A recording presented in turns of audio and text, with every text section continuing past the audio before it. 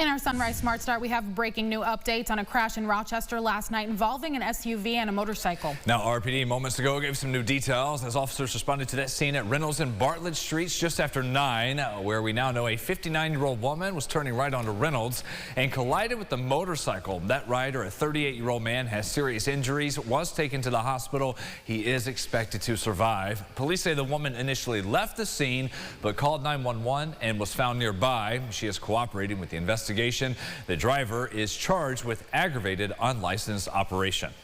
A man previously charged with assault now faces more charges in a homicide investigation in Irondequoit. The victim, 50-year-old William Lundy, who was shot near St. Paul Boulevard and 2nd Street last week, died last night. Officers rushed to the call for the shooting around 9 Thursday night. There were reports of a fight involving roughly a dozen people. Additional charges are pending for the suspect, 26-year-old Armin Benefield. It's like a bang, like you knew something had blew up. And then when I got here, I said, oh my God. Saw the reaction in a city neighborhood rocked by an explosion. Investigators are still trying to figure out the cause of that blast that left a 3-story home heavily damaged and debris thrown everywhere. That call came in just after noon yesterday on Lake Avenue near Augustine Street. A massive emergency response with about 80 first responders there. When they arrived, fire crews found a lot of smoke and structural damage. Didn't see a lot of flames. Things quickly changed into an upgraded response after finding the roof blown off and the flames spreading to other parts of that home and nearby buildings. No injuries reported. Remains unclear whether anyone was actually inside at the time. When we first heard it, we had run down the sidewalk and started yelling to see if anybody was inside. We didn't hear anybody yell anything back. So there was people that live here and here that went this way and to the front of the house kind of yelling, is there anybody in there? Anybody yell back? Nobody said anything. We didn't hear anything. And within a matter of 2 to 3 minutes, the whole house was up in flames. It's kind of sad because you don't know what happened. That's somebody's home. Fire officials have not yet confirmed how many people may have actually been living there.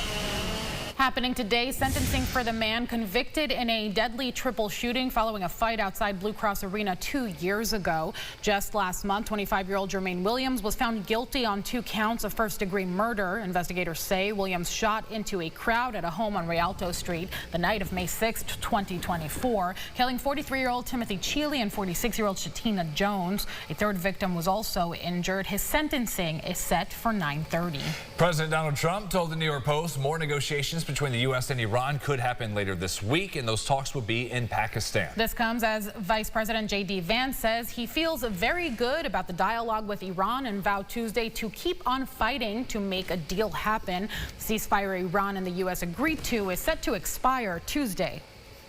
If I pulled up stakes right now, it would take them 20 years to rebuild that country. I think they want to make a deal very badly. He doesn't want to make like a small deal. He wants to make the grand bargain. The reason why the deal is not yet done is because the president, he really wants a deal where Iran doesn't have a nuclear weapon, Iran is not state sponsoring terrorism. As the fragile ceasefire continues, so too does the U.S. military's blockade of the Strait of Hormuz. Restrictions are keeping gas prices above $4 a gallon. Representatives for Chevron say the energy giant is bringing in Venezuelan crude oil to help, but suggested people drive less. Sunrise traffic here at 6:52 as we're getting ready for the commute this morning. And if you're about to head out, you are right in the middle of storms. James will have the radar as we've had some of the lightning going in just a bit. The view there from our west side, though, a 490 passing by the ballpark. On our map, we have an issue in the west side of the city at Lyle Avenue and Hague Street. That is it so far. The east side, 590 north and southbound. Everything moving along just a little bit slower than usual due to the rain.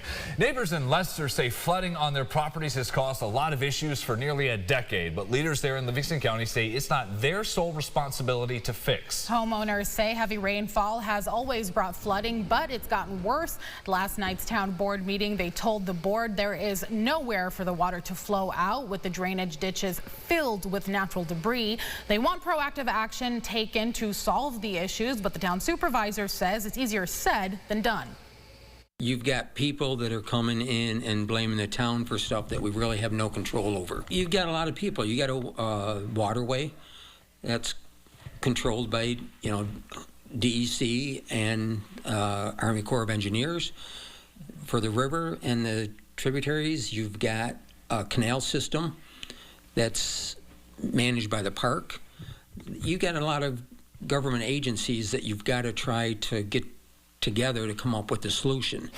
The board's goal is to get all the agencies that have a say in a potential flood mitigation project in one room to draft a plan. Neighbors say they're remaining cautiously optimistic. Tickets for the playoff games are crazy, as you might expect. How about for tonight's regular season finale? You can get in the door at KeyBank for $90 or so. James is buying, so let's just see if we can scroll on down there. We'll get in there close about. Right along the ice. Yeah. Put me on the glass. If James is buying, I'm going too. Sure. There we go. Find someone here to get there tonight. My credit limit. Whew, baby. Come on, just one game. It'll be fine. Yeah. We all have big tax refunds, right? That's what it is. Right, yeah. What really matters in life. Yeah. We have storms moving through now. You can see that there. The worst drive would be if you were in Greece right now and you had to drive along 104 to Webster. Yeah. That would be a rough drive. Let's just wait a few minutes here until this rain moves on through. It will kick out and we will dry out. Most of the day is actually dry. Highs in the 70s. We'll see you at 9 o'clock, talking weather, everything going on for our podcast, Second Cup of Sunrise on the Rochester First streaming app. That does it for us. Thanks so much for watching, everybody. CBS Mornings up next.